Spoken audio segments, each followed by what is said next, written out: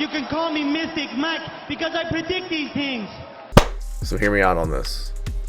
Jailton Almeida, very good, accomplished grappler in the heavyweight division, finishing a lot of guys, winning very convincingly. Coming off of a win over Alexander Romanov. Before that, a loss to Curtis Blades, but 6 fight winning streak before that. Fighting Serghei Spivac, another veteran of the UFC, heavyweight, pretty good grappler.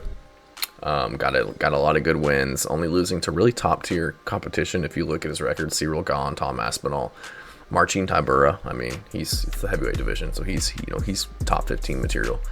So no terrible wins. The way that I'm looking at this, or no terrible losses.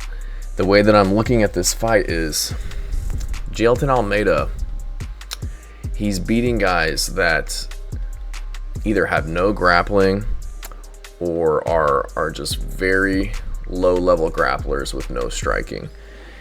And what I mean by that is he's beating guys Parker Porter, Danilo Marquez, Anton Turkalj, Sermil Abdurakhimov, like bottom barrel light heavyweights and heavyweights. Moves up, Jairzinho Rozenstruik. I could tip that guy over. Like 0 wrestling, 0 grappling. Derek Lewis, big dude, 0 wrestling, 0 grappling.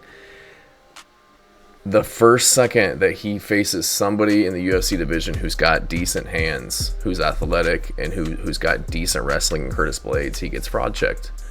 Granted, he took him down or was controlling him against the fence for the entire first round, but eventually he got finished by Curtis Blades. The next fight, Alexander Romanov, not high on the guy. I don't rate that win. I think Spivac beats Romanov if they were to face up with each other. Serghei Spivac just beat Marcin Tybura, lost to Cyril Gahn, couldn't get him down, but that's Cyril Gahn. Hard to take down, probably one of the best strikers in the heavyweight division. Beats Derek Lewis, beats Augusto Sakai, Greg Hardy, loses to Tom Aspinall, but then he's beating a lot of other decent grapplers. What I'm trying to get at is Serghei Spivac isn't just a grappler. He's got decent hands. His hands are looking crispy in the short amount of time that he was standing up with Marcin Tybura. Anybody outside of Francis Ngannou and Alexander Volkov, Cyril Gahn's gonna make it look easy on the feet in the heavyweight division. So I don't rate that against him. Derek Lewis was able to. I mean, who do you see going for leg sweeps and then judo tossing Derek Lewis to the ground immediately to Kesagatami, immediately to arm triangle choke?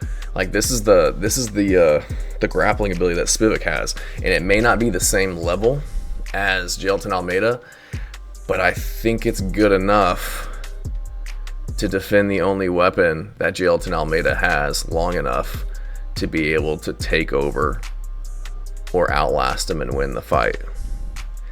I think that Spivac has decent enough grappling, jiu-jitsu defense on the ground to take whatever Jailton Almeida gives him. And we've been recently, like, what heavyweights do we see throwing up arm bars from guard and catching other heavyweights? Marcin Tybura, who's also a black belt in his own right. Marcin Tybura, he just beat Yonata Deniz, another really good striker. Beats Tai Tuivasa, again, only loses to Tom Aspinall. Beats Romanov, beats Blago Ivanov. He's beating a lot of high-level guys, and Serghei Spivac is tapping this dude in the first round with arm bars from guard. Any of these losses or any of these wins that Jailton Almeida has, nobody has that type of technique or jiu-jitsu prowess in the heavyweight division. I think that Serghei Spivac,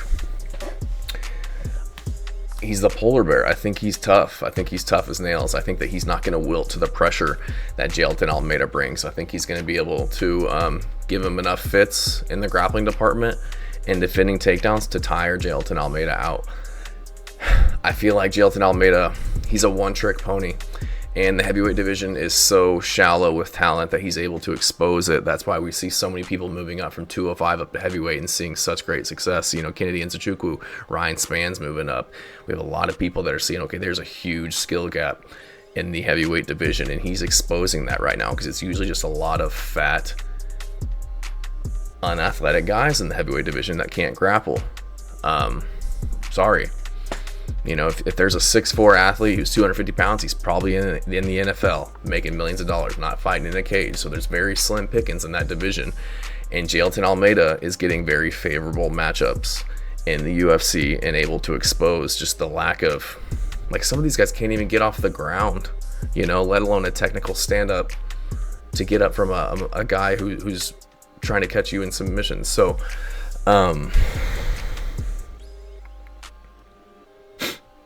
Serghei Spivac, you got to take him out. He's not going to roll over for you. I don't see him quitting. I don't see him just allowing Jailton Almeida to lay on top of him and work his submission game. I see him damaging him, looking to get back onto his feet, where I think that he's the better striker and he can expose that, or looking to reverse and work his own submission game, because he's got nasty submissions in his own right. The thing about Jailton Almeida that reminds me kind of Romanov is, I feel like as soon as his game starts to not work or it's not going his way, he kind of gets down on himself. We kind of saw that in the Derek Lewis fight. He's fine with just kind of being boring and, you know, not really looking to push the pace if things aren't going his way. But more importantly, in that Curtis Blades fight, he was getting his takedowns, couldn't really get his game going. The second he got any resistance from Derek or from Curtis Blades, started taking elbows from Curtis Blades, and the way that he crumbled from those elbows, it wasn't that he was unconscious, it was that he was like in pain. And I just feel like I don't like seeing that from a high level athlete in UFC. It's like, you don't cower from pain. Like, you fall on the ground from elbows because you're going unconscious, not because it hurts. Like, if it hurts, you move and you better your position. You don't just give up and fall down and get TKO'd. And that's what I see with Jailton Almeida. I feel like he doesn't have very good stand-up. I feel like he is a pure grappler, jiu-jitsu fighter. And if the fight ends up being on the feet and he can't get his takedowns, he's going to tire himself out shooting takedowns until he gets finished. And I see that happening against Serghei Spivac. I see the fight not going the way that he wants it to.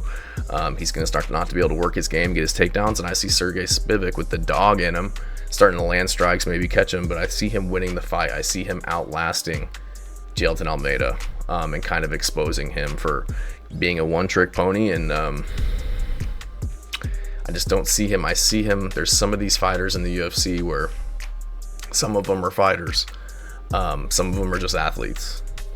Dustin Poirier is a fighter. I said in one of my last videos, Grant Dawson, I think he's more of just an athlete. I think he's more of just a wrestler. So when things get gritty and we're getting into the end of the second round, third round of this fight, where it's a long, drawn-out war of grappling and exchanging punches, I trust Serghei Spivac to get it done. I could see him finishing Jailton Almeida, but I'm going to go with Serghei Spivac outlasting him, maybe losing the first round, able to get his bearings about him, win the second and the third, and pull out a decision. Let me know what you guys think. Let me know if you think I'm crazy. Jailton Almeida minus 400 favorite over Serghei Spivac, who's plus 310, but again, Serghei Spivac's got that dog in him, and I don't think Jailton Almeida does. Thanks.